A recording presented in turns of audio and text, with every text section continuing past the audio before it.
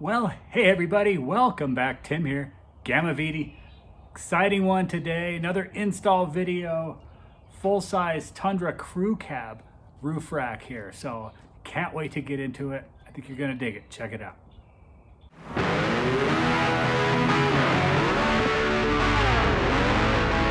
Passenger days.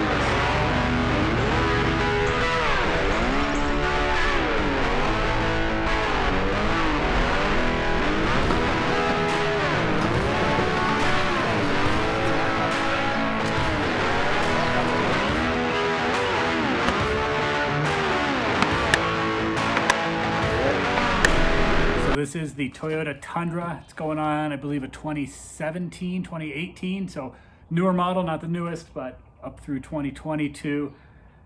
We're still waiting on the customer to show up, but got the rack here staged. Let me give you a quick run through on some of the features that we're gonna assume are standard on here. Of course, everything's customizable, but let me give you a quick walk around.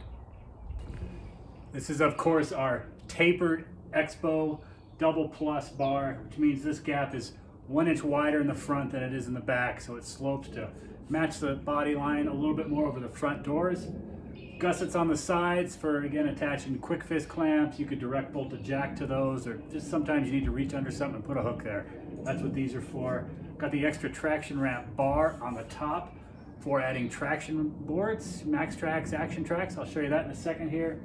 Put some light tabs, space for a 40-inch light bar. The reality is you don't really need them because we have a front curved plate right here in front, so you could bolt up to a 50-inch light bar right onto these plates. So a lot of lighting options, a couple light tabs in the back as well.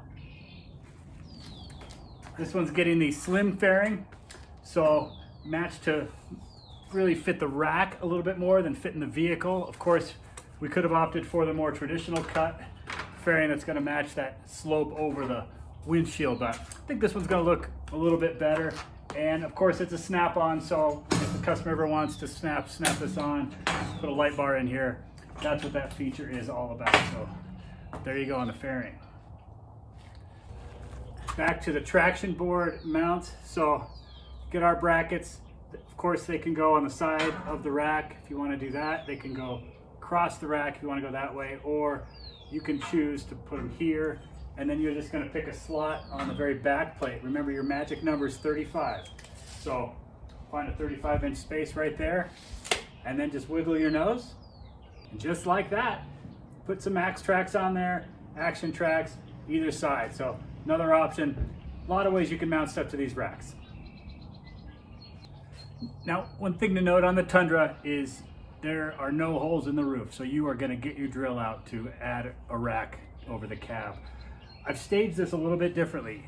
I've put these in the center slot on all 3 plates, and I think it's easiest to mark the holes by putting the towers on the rack first, then putting it on the truck, marking some holes, remove it all, add your threaded holes, etc., and then bolt it up normally. I did, though, post a hole diagram. So if you choose to, you could get all the holes done ahead of time while you're waiting for your rack. I think it's better to wait, but you have that option. Really no secret on the hole spacing, on how it works. So other thing to keep in mind, let me show you one thing on the towers. Get a little closer. So remember, the tower has a U-shaped feature down here, and that's designed to go inside that roof channel. So the most important thing is just that this sits down centered in that channel, so it's not touching one side or the other. But this face is slotted, so you're going to choose 2 of these holes, and you've got, call it a 1/4 inch of slop. So you don't have to worry too much about exact spacing.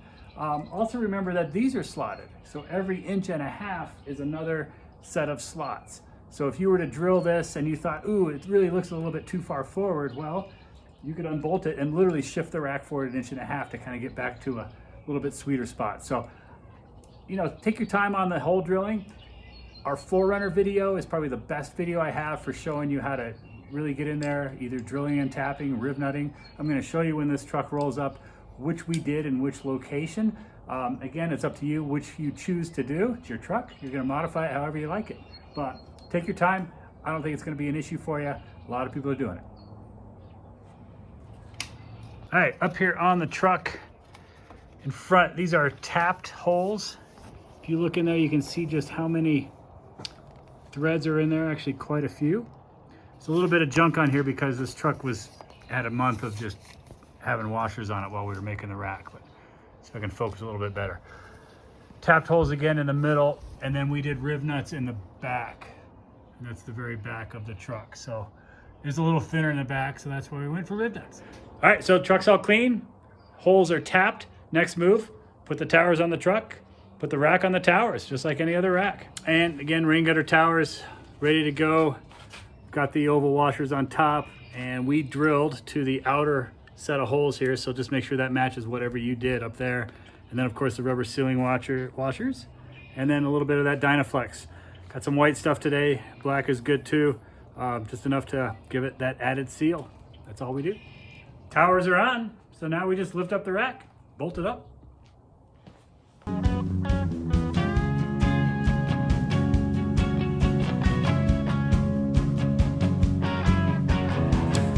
And the process for tightening is just like every other rack. If you haven't by now, there's another video that says watch this one in the title.